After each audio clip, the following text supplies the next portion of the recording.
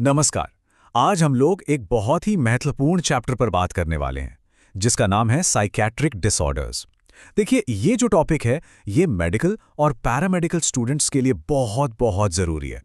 तो चलिए इसे मिलकर बहुत ही आसान भाषा में समझने की कोशिश करते हैं। तो आज के इस लेक्चर में हम क्या-क्या कवर करेंगे? सबसे पहले हम एक इंट्रोडक्शन लेंगे कि साइकियाट्रिक डिसऑर्डर्स होते क्या हैं। उसके बाद हम 3 बड़े टॉपिक्स को एक-एक करके गहराई से समझेंगे। पहला है डिप्रेशन, फिर हम एंग्जायटी को देखेंगे और आखिर में साइकोसिस पर बात करेंगे। तो चलिए सबसे पहले ये समझते हैं कि साइकियाट्रिक डिसऑर्डर्स की परिभाषा क्या है।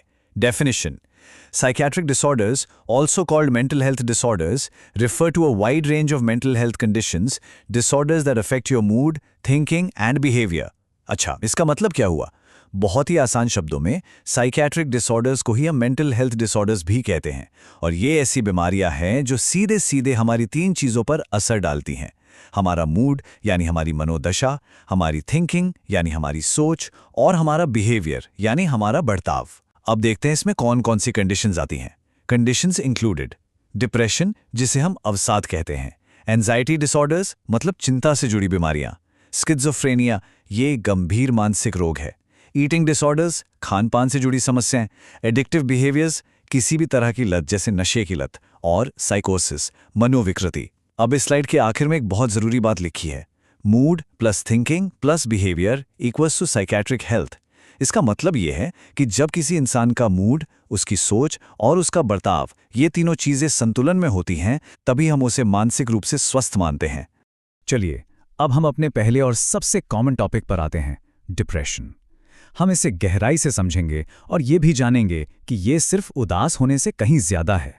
इस स्लाइड पर हम डिप्रेशन के नेचर और उसके प्रभाव को समझेंगे। पहले बाएं तरफ के कॉलम को देखते हैं, the nature of the disorder. पहला पॉइंट है, it is not just a disorder, it is an imbalance in the brain activity of the individual. मतलब ये सिर्फ एक बीमारी नहीं है, बल्कि ये दिमाग की गतिविधियों में एक तरह का असंतुलन है, एक इम्बैलेंस है। दूसरा पॉइंट, सैडनेस और down swings in mood are normal reactions to life struggles, setbacks and disappointments. इसका मतलब ये हुआ कि जिंदगी में कोई परेशानी आने पर या निराश होने पर दुखी होना या मूड खराब होना, ये बिल्कुल नॉर्मल है। तीसरा point, many people use the word depression to explain certain feelings or emotions, but depression is much more than just sadness. मतलब बहुत से लोग अपनी उदासी को बताने के लिए डिप्रेशन शब्द का इस्तेमाल कर लेते हैं, लेकिन क्लिनिकल डिप्रेशन सिर्फ उदासी होने से कहीं ज्यादा गहरी और गंभीर चीज है। अब दाएं तरफ के कॉलम को देखते हैं, द एक्सपीरियंस एंड इम्पैक्ट। पहला point, metaphor. Some describe it as living in a black hole or having a feeling of impending doom. यानी जो लोग डिप्रेशन से गुजरते हैं, वो बताते हैं कि उन्हें ऐसा महसूस होता है जैसे वो किसी काले गड्ढे में जी रहे हैं या कुछ बहुत ही बुरा होने वाला है। दूसरा पॉइंट है, symptom variance. Some depressed people do not feel sad at all, they may feel angry, aggressive and restless. ये जानना बहुत जरूरी है कि डिप्रेशन का हर मरीज उदास नहीं दिखता। कुछ लोगों में ये गुस्से, आक्रामकता या बेचैनी के तौर पर भी दिखाई देता है। तीसरा है, functional impact. Interferes with ability to work, study, eat, sleep and have fun. इसका असर इंसान के रोज के कामों पर पड़ता है। उसके काम करने, पढ़ने, खाने, सोने और यहाँ तक कि एंजॉय करने की क्षमता पर भी बुरा असर पड़ता है। और आखिर में result leads to feelings of helplessness, hopelessness and worthlessness. इन सब का नतीजा ये होता है कि इंसान के अंदर लाचारी, निराशा और खुद को बेकार समझने की भावना आ जाती है। ये 3 शब्द डिप्रेशन को समझने के लिए बहुत ही जरूरी हैं। डिप्रेशन हर किसी को एक ही तरह से प्रभावित नहीं करता, तो चलिए देखते हैं कि अलग अलग ग्रुप्स में ये कैसे दिखता है। पहला बॉक्स है men. Less likely to acknowledge self loathing slash hopelessness, tend to complain about fatigue, irritability, sleep problems and loss of interest in work slash hobbies. मतलब पुरुष अक्सर ये नहीं मानते कि वो निराश हैं, वो ज्यादातर थकान, चिड़चिड़ापन, नींद की समस्या या काम में मन न लगने की शिकायत करते हैं। अगला है women. Rates are twice as high as in men, partly due to hormonal factors, PMS, PMDD, postpartum, perimenopausal. इसका मतलब है कि महिलाओं में डिप्रेशन की दर पुरुषों से लगभग 2 गुनी है। इसका एक बड़ा कारण हार्मोनल बदलाव होते हैं, जैसे पीरियड्स के समय, डिलीवरी के बाद या मेनोपॉज के दौरान। तीसरा है teens. Major cause is sadness, may appear hostile, grumpy और easily lose their temper. यानी किशोरों में ये उदासी की वजह से होता है, लेकिन वो अक्सर गुस्से में, चिड़चिड़े या बहुत जल्दी आपाक होने वाले दिख सकते हैं। चौथा है older adults, faced with bereavement, loss of independence and health problems associated with poor health, high mortality rate and increased suicide risk। यानी बुजुर्गों में ये किसी अपने को खोने, आत्मनिर्भरता कम होने या सेहत की समस्याओं की वजह से होता है और ये उनमें आत्महत्या के खतरे को भी बढ़ाता है। और पांचवा है postpartum depression, longer lasting and more serious than baby blues, occurs soon after delivery within 6 months of childbirth। ये डिलीवरी के बाद होने वाले हल्के बेबी ब्लूज से कहीं ज्यादा गंभीर और लंबा चलने वाला डिप्रेशन है जो बच्चे के जन्म के 6 महीने के अंदर हो सकता है। ठीक है, तो अब हम डिप्रेशन के मुख्य लक्षणों यानी क्लिनिकल मैनिफेस्टेशंस को एक एक करके देखते हैं। एपिलेप्सी, रिपीटेड अनप्रिडिक्टेबल सीजर्स, कुछ मामलों में मिर्गी की तरह दौरे भी पड़ सकते हैं। एपेटाइट और वेट चेंजेस, मतलब भूख या तो बहुत ज्यादा लगने लगती है या बहुत कम हो जाती है, जिससे वजन बदल जाता है। स्लीप चेंजेस, इंसोम्निया और हाइपरसोम्निया, यानी नींद का पैटर्न बिगड़ जाता है, या तो नींद आती ही नहीं है या फिर बहुत ज्यादा आती है। एंगर और इरिटेबिलिटी, गुस्सा और चिड़चिड़ापन बहुत बढ़ जाता है। Loss of strength, feeling fatigued, sluggish and physically drained, शरीर में बिल्कुल भी ताकत महसूस नहीं होती, हर समय थकान और सुस्ती छाई रहती है। सेल्फ लोथिंग, इंसान के अंदर खुद के लिए नफरत की भावना आने लगती है। रेकलेस बिहेवियर, वो बिना सोचे समझे खतरनाक या लापरवाह काम करने लगता है। कॉन्सेंट्रेशन प्रॉब्लम्स, किसी भी काम पर ध्यान लगाना बहुत मुश्किल हो जाता है। और आखिर में अनएक्सप्लेन्ड एक्स एंड पेन्स, यानी शरीर में ऐसा दर्द बना रहता है जिसका कोई साफ कारण समझ नहीं आता। अब बात करते हैं डिप्रेशन की दवाओं की, जिसे हम फार्माकोलॉजिकल मैनेजमेंट कहते हैं। ये फ्लो चार्ट एग्जाम के पॉइंट ऑफ व्यू से बहुत इंपॉर्टेंट है। तो सबसे ऊपर देखिए, एंटी डिप्रेसेंट्स। इसकी पहली ब्रांच है reversible inhibitors of MAOA, RIMAS, और इसके उदाहरण हैं मोक्लोबेमाइड और क्लॉर्जिलाइन।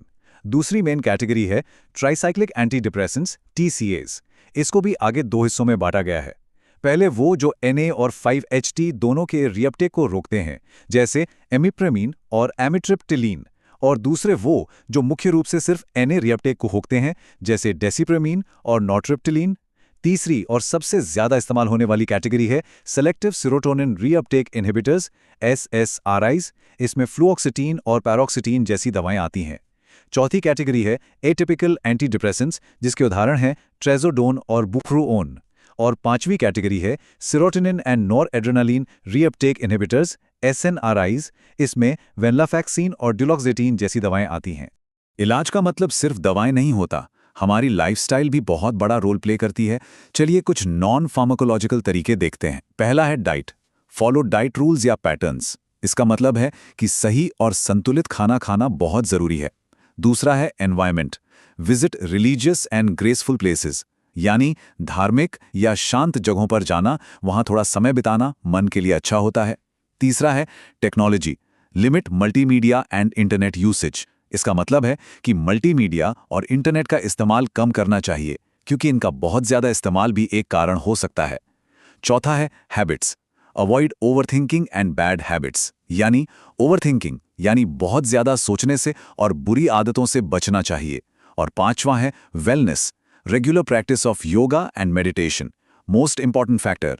देखिए, इसे सबसे महत्वपूर्ण बताया गया है। योग और ध्यान का रोज अभ्यास करना मन को शांत रखने में बहुत मदद करता है। चलिए, डिप्रेशन को हमने समझ लिया। अब हम अपने अगले टॉपिक पर चलते हैं, जो है एंग्जाइटी, यानी चिंता से जुड़े विकार। और हम देखेंगे कि ये रोजमर्रा की चिंता से कैसे अलग है। तो सबसे पहले एंग्जाइटी का इंट्रोडक्शन देखते हैं। Definition: thoughts and behaviours distressful in nature, previously called neurosis. इसका मतलब है कि एंग्जाइटी में ऐसे विचार और व्यवहार आते हैं जो इंसान को बहुत परेशान करते हैं। पहले इसे न्यूरोसिस के नाम से जाना जाता था। अगला पॉइंट है describes a feeling of alarm और वरी, स्पेसिफिक और नॉन स्पेसिफिक। यानी ये किसी खतरे या चिंता की भावना है जो किसी खास वजह से भी हो सकती है और बिना वजह भी। अब सबसे जरूरी हिस्सा, नॉर्मल वर्सेस एबनॉर्मल।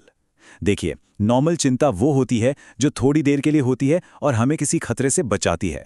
लेकिन जब ये एक डिसऑर्डर बन जाती है तो ये बहुत लंबे समय तक रहती है और हमारी सोशल और प्रोफेशनल लाइफ को बुरी तरह से प्रभावित करती है। अब देखते हैं etiopathogenesis. Anxiety of a greater degree than everyday worries, patients can not control it.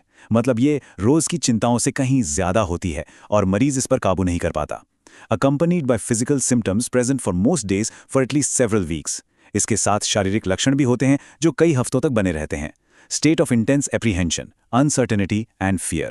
ये किसी आने वाली बात को लेकर बहुत ज़्यादा घबराहट, अनिश्चितता और डर की स्थिति है. Normal physical and psychological functioning is disrupted. और इसकी वजह से इंसान का शारीरिक और मानसिक कामकाज पूरी तरह से बिगड़ जाता है. अब एंग्जाइटी के लक्षणों को देखते हैं. Feeling that something undesirable will happen, मतलब हमेशा ये महसूस होना कि कुछ बुरा होने वाला है. Dry mouth, swallowing difficulty, hoarseness यानी मुंह सूखना, कुछ भी निगलने में दिक्कत होना. Rapid breathing and heart beat, palpitations, सांस और दिल की धड़कन तेज हो जाना. ट्विचिंग और ट्रेम्बलिंग, मांसपेशियों का फड़कना या शरीर का कांपना. मसल टेंशन, हेडेक्स, बैकएक, मांसपेशियों में तनाव, सिर दर्द और कमर में दर्द होना. डिजीनेस और फेंटनेस, चक्कर आना या बेहोशी जैसा महसूस होना. डिफिकल्टी इन कॉन्सेंट्रेटिंग, किसी चीज पर ध्यान लगाने में मुश्किल होना. नौजिया, डायरिया, वेट लॉस, जी मिचलाना, दस्त होना या वजन कम होना. मेमोरी प्रॉब्लम्स, याददाश्त से जुड़ी समस्याएं होना.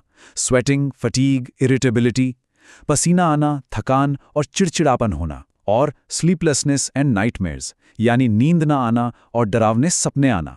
इन लक्षणों को याद रखने के लिए एक आसान तरीका है ये मेमोनिक. फास्ट एंड टेंस, यहाँ एफ का मतलब है फियर यानी डर, ए का मतलब है ऑटोनॉमिक हाइपर एक्टिविटी जैसे पसीना आना, एस है स्लीपलेसनेस मतलब नींद ना आना, और टी है ट्रेमर्स एंड टेंशन यानी कंपी और तनाव. एंग्जाइटी के इलाज में जो दवाएं इस्तेमाल होती हैं उन्हें एंटी एंग्जाइटी ड्रग्स कहते हैं. ये क्लासिफिकेशन भी एग्जाम के लिए काफ़ी ज़रूरी है. इस फ्लो चार्ट में 4 मुख्य कैटेगरीज हैं. पहली और सबसे आम है बेंजोडाइजेपीन्स. इसके उदाहरण हैं डाइजेपाम, लोराजेपाम, एल्प्राज़ोलाम. दूसरी कैटेगरी है एज़ापिरोन्स. इसमें बुस्पिरोन जैसी दवा आती है. तीसरी है सेडेटिव एंटीहिस्टामिनिक, जिसका उदाहरण है हाइड्रोक्सिजीन. और चौथी कैटेगरी है बीटा एड्रिनर्जिक ब्लॉकर, जिसमें प्रोप्रानॉल जैसी दवा है जो एंग्जाइटी के शारीरिक लक्षणों को कंट्रोल करने में मदद करती है. जैसा हमने डिप्रेशन में देखा था, ठीक उसी तरह एंग्जाइटी के मैनेजमेंट में भी लाइफस्टाइल बहुत जरूरी है. आप देखेंगे कि पॉइंट्स लगभग वही हैं क्योंकि एक हेल्दी लाइफस्टाइल पूरे मानसिक स्वास्थ्य के लिए जरूरी है. पहला है diet, follow diet rules and patterns यानी सही खान पान अपनाना. दूसरा है environment, visit religious and graceful places यानी शांत जगहों पर समय बिताना. तीसरा है habits, avoid overthinking and bad habits यानी ज्यादा सोचने और बुरी आदतों से बचना. चौथा है wellness, regular practice of yoga and meditation, most important factor. और यहां भी देखिए योग और ध्यान को सबसे महत्वपूर्ण बताया गया है. ये चिंता को नियंत्रित करने में बहुत मदद करता है. और पांचवा है technology, limit multimedia and internet usage यानी टेक्नोलॉजी का सीमित इस्तेमाल. चलिए अब हम अपने आखिरी लेकिन एक बहुत ही गंभीर टॉपिक पर आते हैं, साइकोसिस. ये एक ऐसी मानसिक स्थिति है जिसमें इंसान का हकीकत से नाता टूट जाता है. आइए साइकोसिस को समझते हैं. Introduction. represents a major psychiatric disorder or cluster, example schizophrenia. साइकोसिस एक बहुत ही गंभीर मनोरोग है. इसका सबसे बड़ा उदाहरण शिज़ोफ्रेनिया है. Person's perceptions, thoughts, mood and behavior are significantly altered. इसमें इंसान की सोच, उसकी धारणा, उसका मूड और उसका व्यवहार सब कुछ बहुत ज्यादा बदल जाता है. Functionally disruptive symptom. ये कई मनोरोगों और न्यूरोलॉजिकल समस्याओं का एक लक्षण हो सकता है जो व्यक्ति के सामान्य कामकाज को पूरी तरह से रोक देता है. अब देखते हैं aetiopathogenesis, resulting in presence of 1 or more of 5 categories. ये 5 मुख्य लक्षणों के रूप में सामने आता है. 1. Delusions, 2. हैलुसिनेशंस, 3. Disorganised thought, 4. Disorganised behaviour और 5. Negative symptoms. इनको हम अगली स्लाइड में समझेंगे. इसके मुख्य कॉजेस क्या हैं? जेनेटिक यानी ये आनुवंशिक हो सकता है, और केमिकल इम्बैलेंसेस यानी दिमाग में केमिकल्स का असंतुलन. अब हम साइकोसिस के लक्षणों को थोड़ा डिटेल में देखते हैं. Unusual and extremely slowed movements, मतलब व्यक्ति की हरकतें बहुत अजीब और बेहद धीमी हो जाती हैं. इनकोहेरेंट और डिसऑर्गेनाइज्ड स्पीकिंग, उसकी बातें बेतुकी और बिना किसी तालमेल के होती हैं. Hallucinations, usually related to hearing voices or strange sounds. ये एक बहुत मुख्य लक्षण है जिसका मतलब है मति भ्रम, यानी ऐसी चीजें महसूस करना जो असल में हैं ही नहीं, जैसे ऐसी आवाजें सुनना जो किसी और को नहीं सुनाई दे रही हैं.